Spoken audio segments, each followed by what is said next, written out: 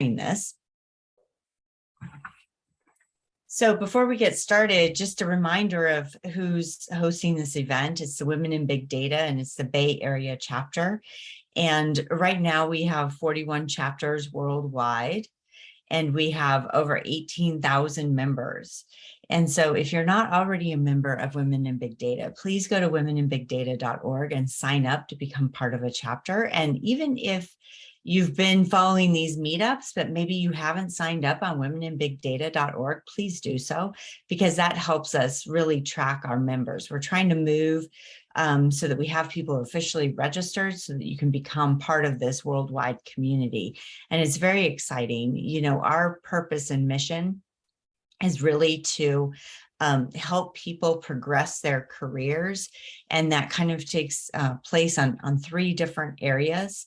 It's really about your education and your technical skills, but then also your professional skills and how you bring those professional skills to your career. So those are things that people sometimes call soft skills. How do you manage people? How do you work with people? How do you collaborate?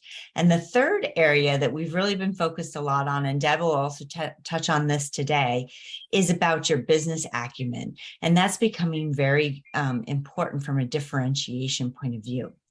So right now, what I'm going to do is I'm going to stop sharing, and I'm going to turn it over to Angela to go ahead and share Deb's presentation. Oh, okay. Thank you, Erica. I would like to also invite Emiko to introduce our guest speaker while I put in the presentation.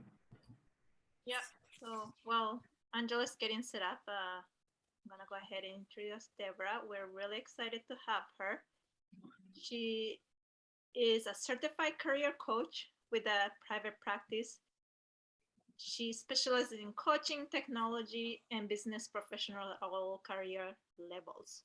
Working individually or with groups, Deborah helps her clients craft and execute a strategy to achieve the career they envision. As a former senior financial technologies professional, she worked on Wall Street for over 40 years, developing applications for stock exchanges, brokerage, and banking.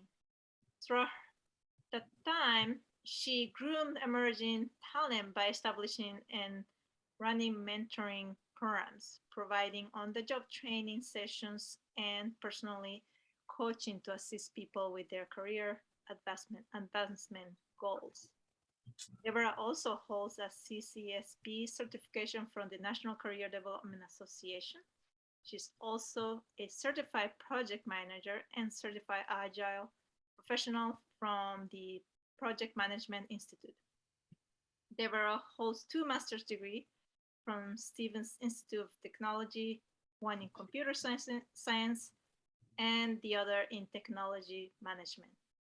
We're also really excited to have her as part of the board of advisors for Women in Big Data, and is the mentoring director for that organization.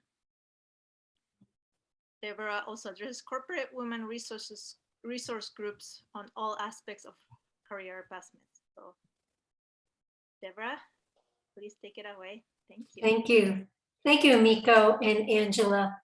It's a pleasure to be with all of you. As a member of Women in Big Data, particularly this chapter, I've attended many excellent presentations and networking events, and am honored to contribute to this innovative group of women leaders. Before we get started, I ask that you have a piece of paper and a pen handy. We're going to use it for a number of activities later in this presentation. Next slide, please.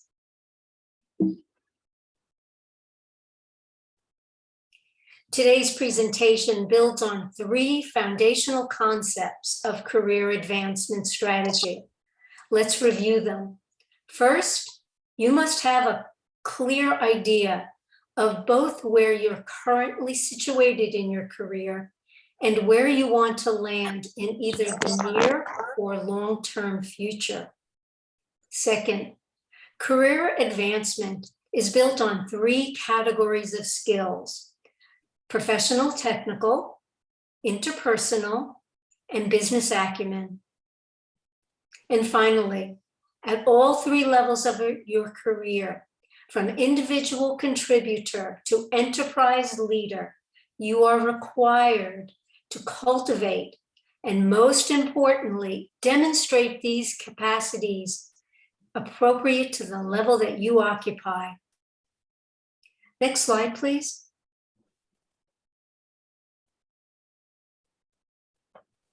Now, with that foundation, today we're going to explore the next level of career advancement strategy, something that I call the career value equation. Modern employment is at its heart a business transaction, from the interviewing process to the separation process. It is a transaction between a buyer, the employer, and a seller, the employee. Allow me to underscore this point. The buyer-seller relationship does not end with the offer letter, but extends through the entire period of employment.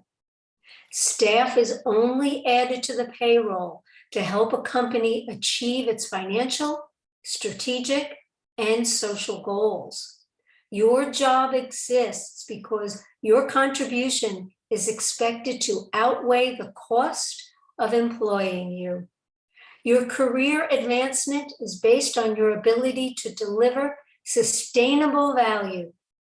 And let's look at some concrete ways to work that career value equation. Next slide, please.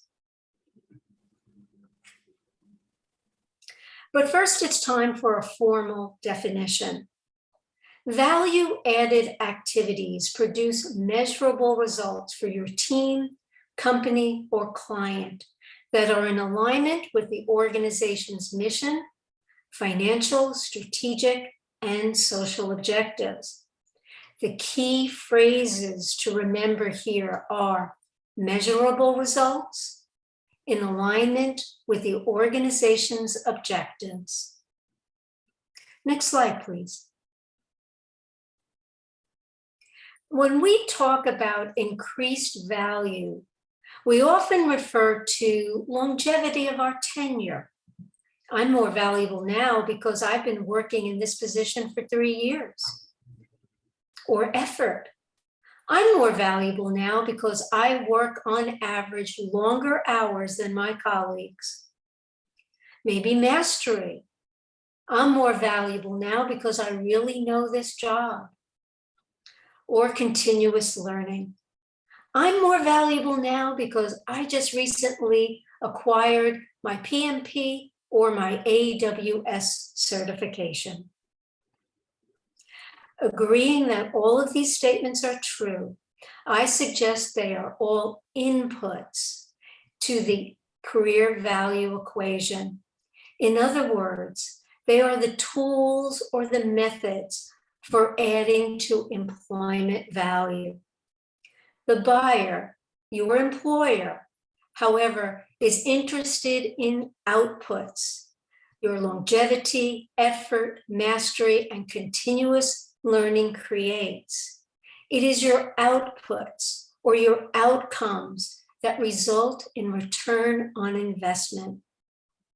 In a simple analogy, when you walk into a bakery, you don't ask for flour, sugar, eggs, and milk. You ask for cake. What you want is the output of the baker's efforts that transformed those input ingredients to something that was of value to you. Next slide, please. And what are these typical value-added outputs? You know them. Saving money, number one, which can be achieved by negotiating with vendors to lower rates and get more favorable terms.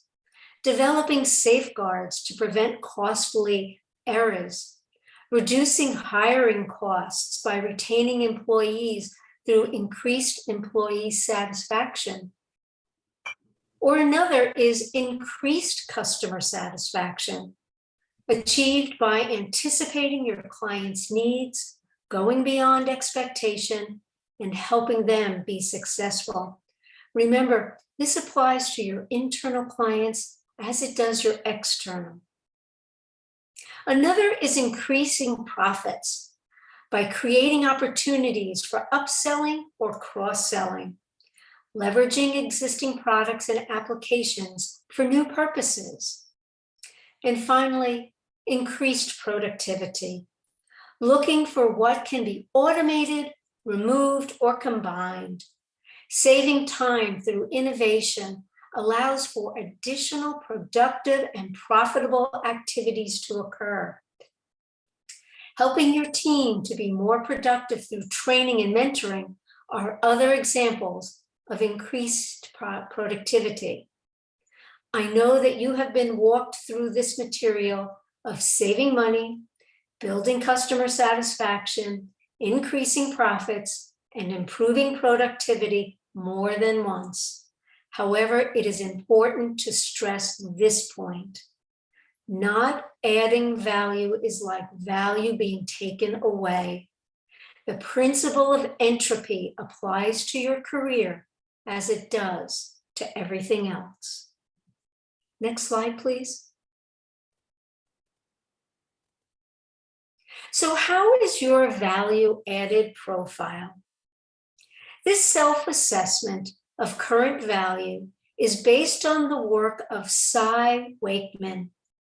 Grab that piece of paper and write down a column 1 to 9.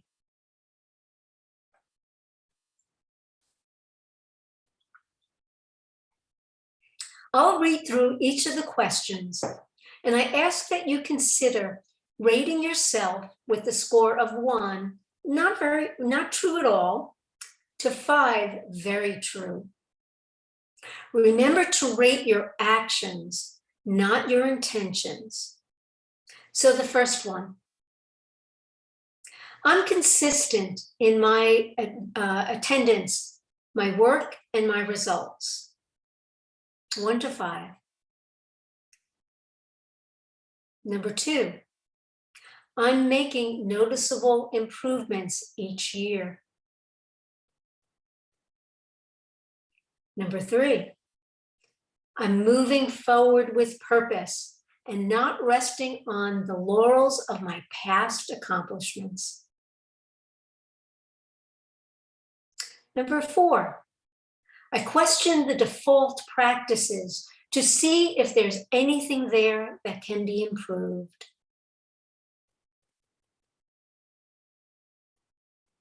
Number 5, I recently added to my job offering on my own initiative.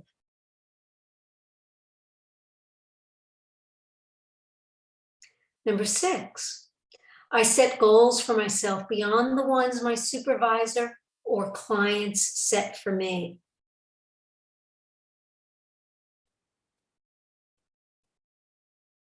Number 7, I regularly ask for feedback from my boss and my peers.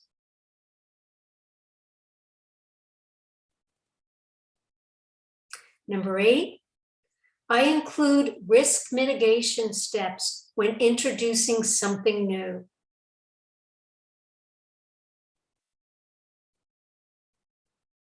And number 9, I collaborate well with others and have good professional relations.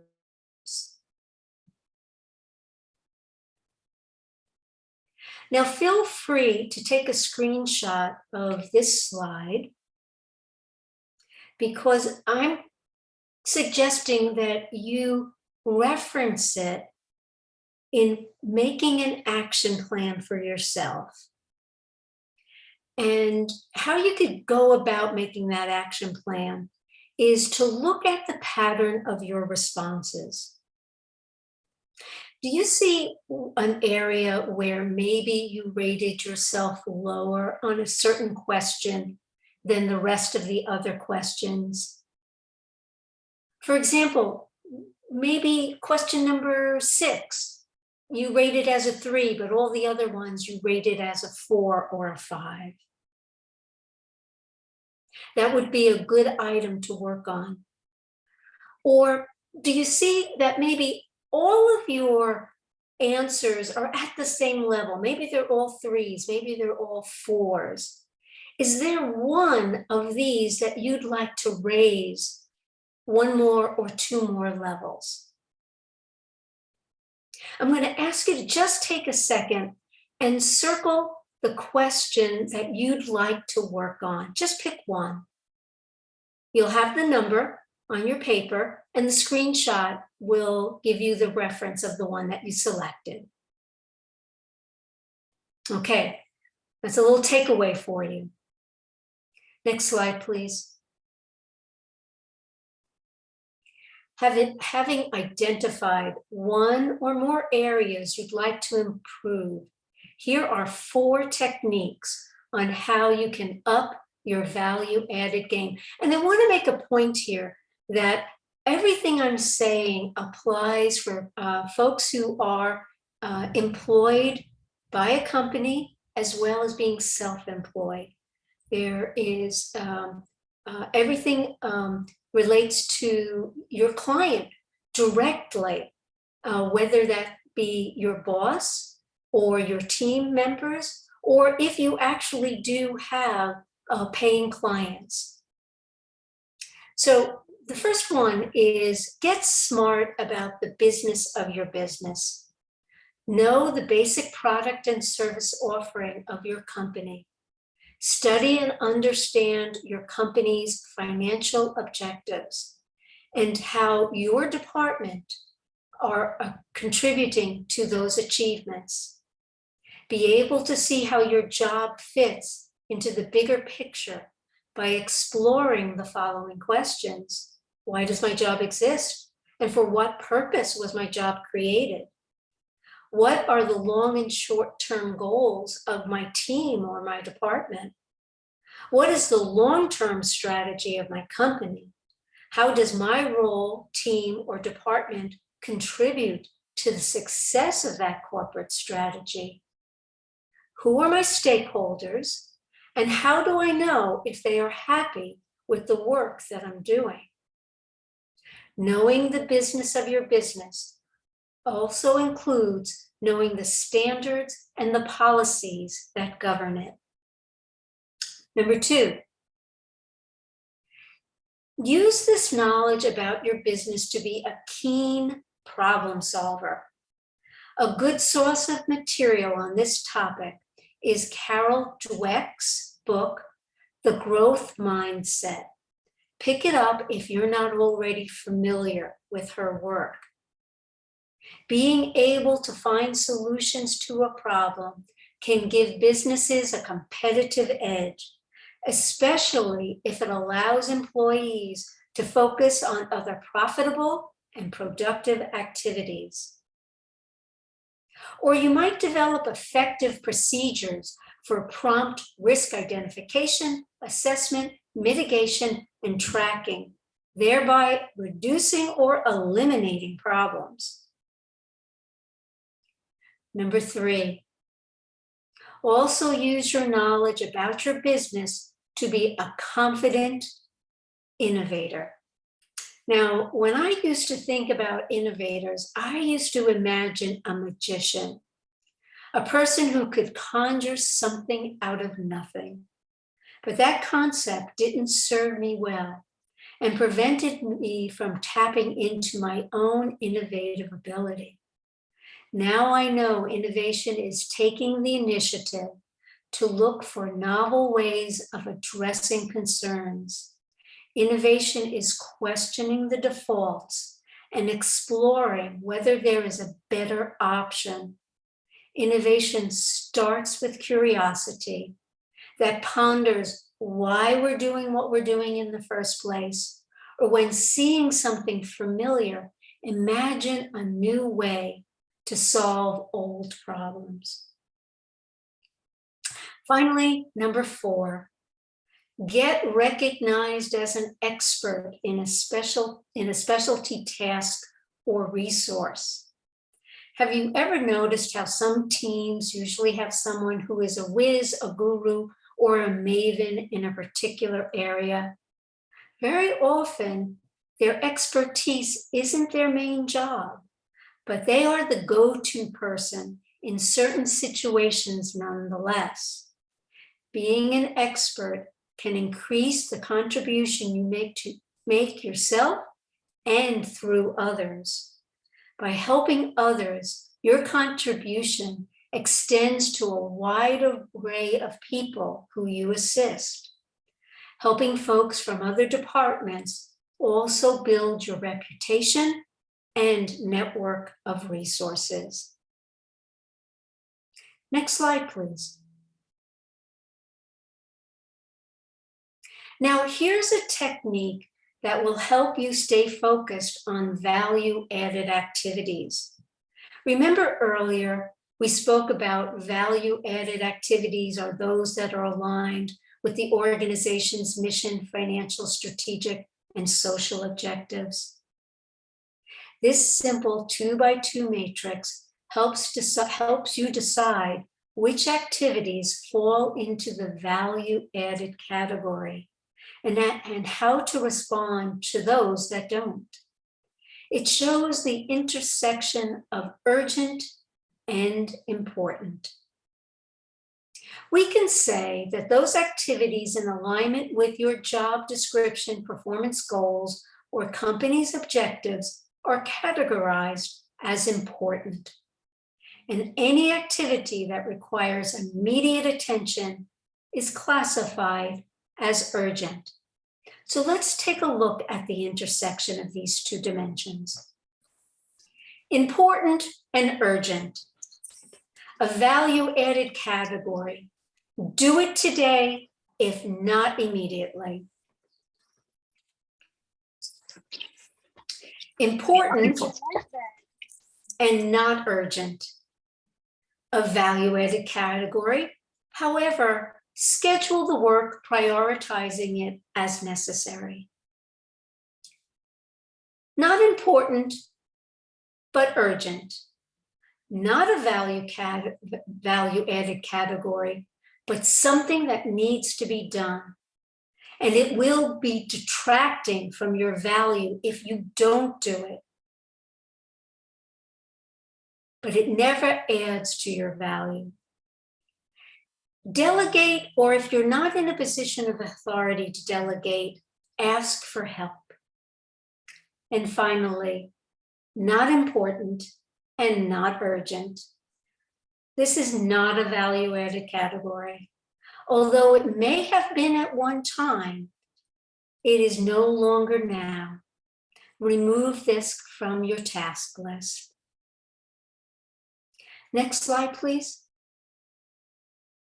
Let's do a little exercise. In the chat, do we have access to people using the chat? Yes, I believe so. Yeah, okay, great. Oh, Let's sorry. do a little exercise. I have 4 situations here. I'll read them out and you respond in chat which ones you think these might be. And I'll ask Amico or Angela just to call them out as they come in.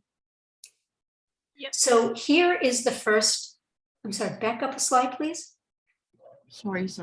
No problem. Here's the first scenario.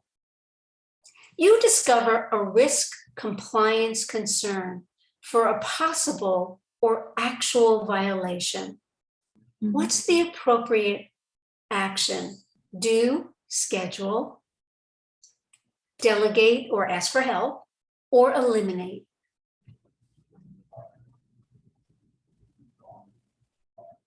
Okay, anybody? Yeah, Erica says do. Jennifer Wong says do. Sumaria says do. And is that okay? Says do. All righty. And do it is. This is both urgent and important. Mhm. The next one. You were assigned to collect data for a network problem that has been fixed. What's the appropriate action? Do, schedule, delegate or ask for help, or eliminate this from your task list?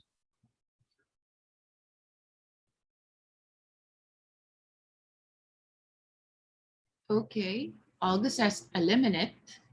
Erica says eliminate. Okay, everybody so far said eliminate. Eliminate it is. There's no more problem. Number 3, you agreed to work on a CIO report needed later in the month about future product opportunities. What's the right action? Do, schedule, ask for help or delegate, or eliminate? Okay, Jennifer says schedule. Tiffany, Maria, Erica, and the rest. Okay, also says schedule. Schedule it is. It's a important item that needs to be done. However, the timing, it's not urgent. So there's no reason to stop what you're doing and pick this up. And then finally, you're asked to provide a list of last year's purchase orders over $100,000 by the end of the day. What's the right action? Do, schedule, ask for help or delegate, or eliminate this as a task. Okay, Erica, Somiasri, and Jennifer, okay, also says delegate. Tiffany also says do or delegate. Okay, also says do or delegate. Right, right, right. And this was a bit of a trick question because I didn't tell you why it was important that it be done at the end of the day. If this had been needed for a financial investigation, maybe there was an impropriety and they were looking at a financial mismanagement, then this would be a do. If it is something that a person asked you to collect information so that they could put it in a report or a slide and it doesn't have that urgency, then you certainly can ask for help or delegate. Okay, thank you for that, everyone. One more value-added technique. Add self-advocacy skills to your repertoire. Shirley Chisholm, who was the first African-American to be voted in the United States House of Representatives, representing a district in New York, said it best. If they don't give you a seat at the table, bring a folding chair. Next slide, please. Now we'll have another self-evaluation, and this is on self-advocacy techniques. So grab that piece of paper again, make a new column, 1 to 9.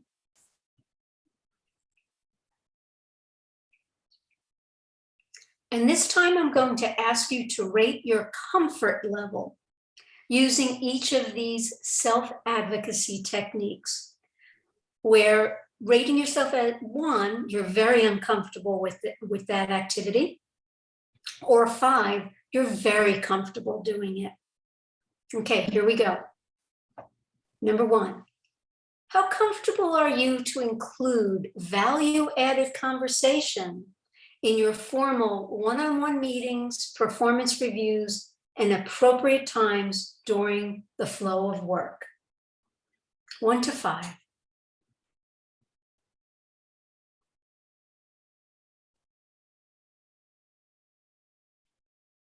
Number 2, how comfortable are you to explore what value-added contribution is needed with your manager, clients, and colleagues?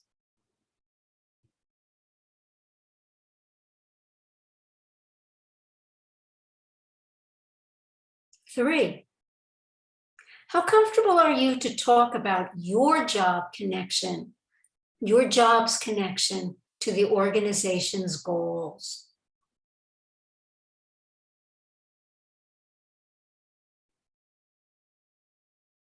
How comfortable are you to speak about your contributions unapologetically using the I word?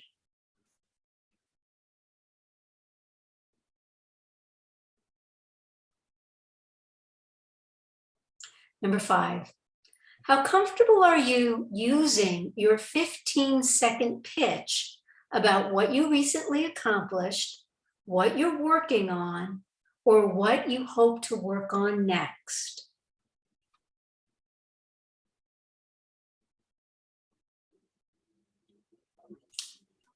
Number 6, how comfortable are you to talk about your accomplishments, focusing on the value added output? Letting people know about the benefits of your work.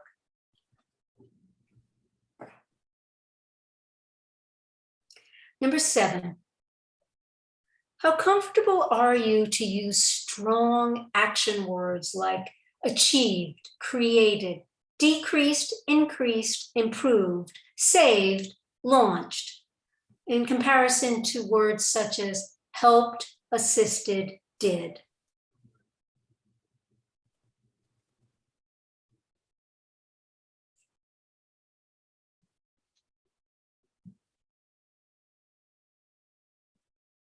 Number 8, how comfortable are you to offer lunch and learn sessions to groups of people or to coach, mentor an individual?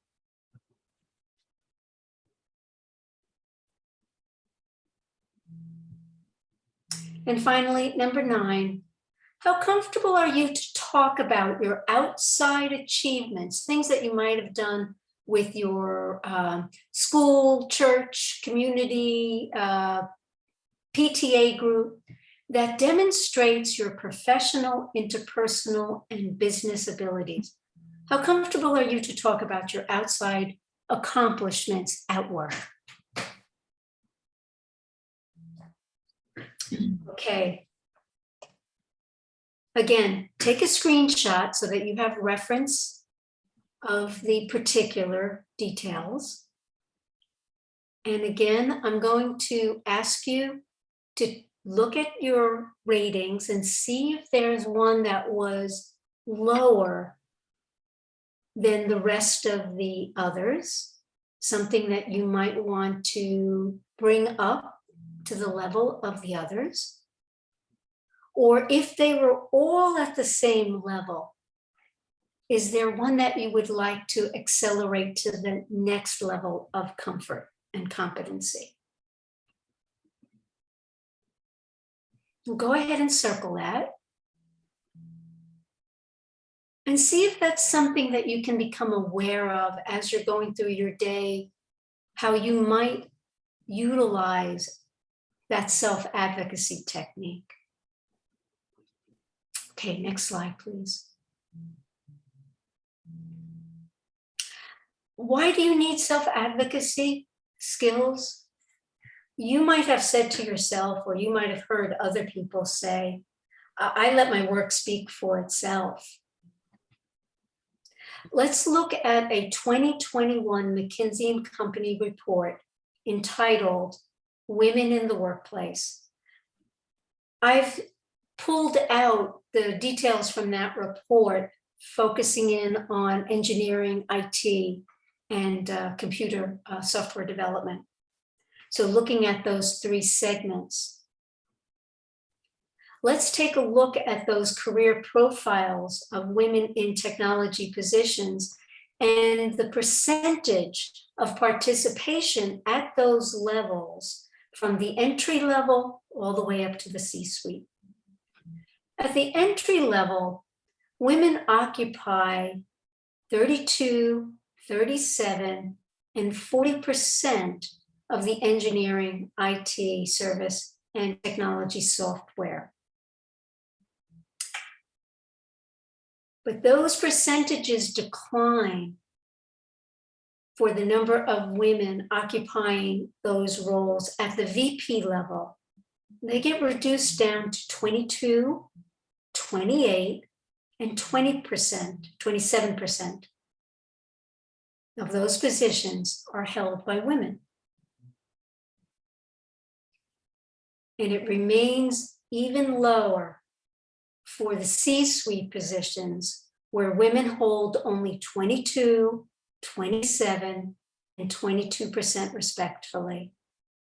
So what started out at above a third, almost a half, erodes down to less than a quarter of the positions at the higher levels are held by women.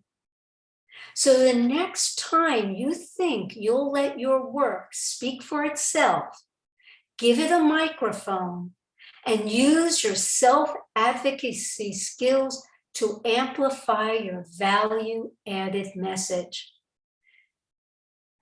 Because doing well is only part of it.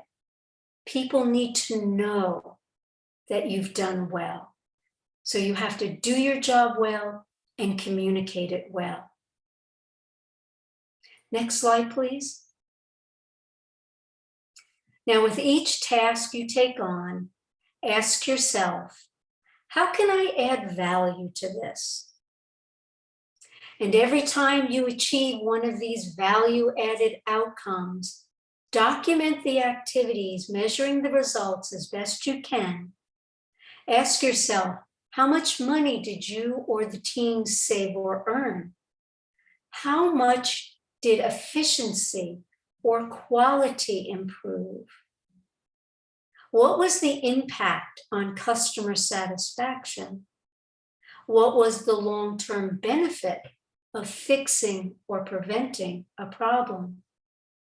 The information you gather will be critical for sharing in hallway conversations, one-on-one meetings, formal performance reviews, writing your next resume, not to mention for building your career confidence. Remember the takeaway from the beginning? If you're not adding your value, it's diminishing. Next slide, please.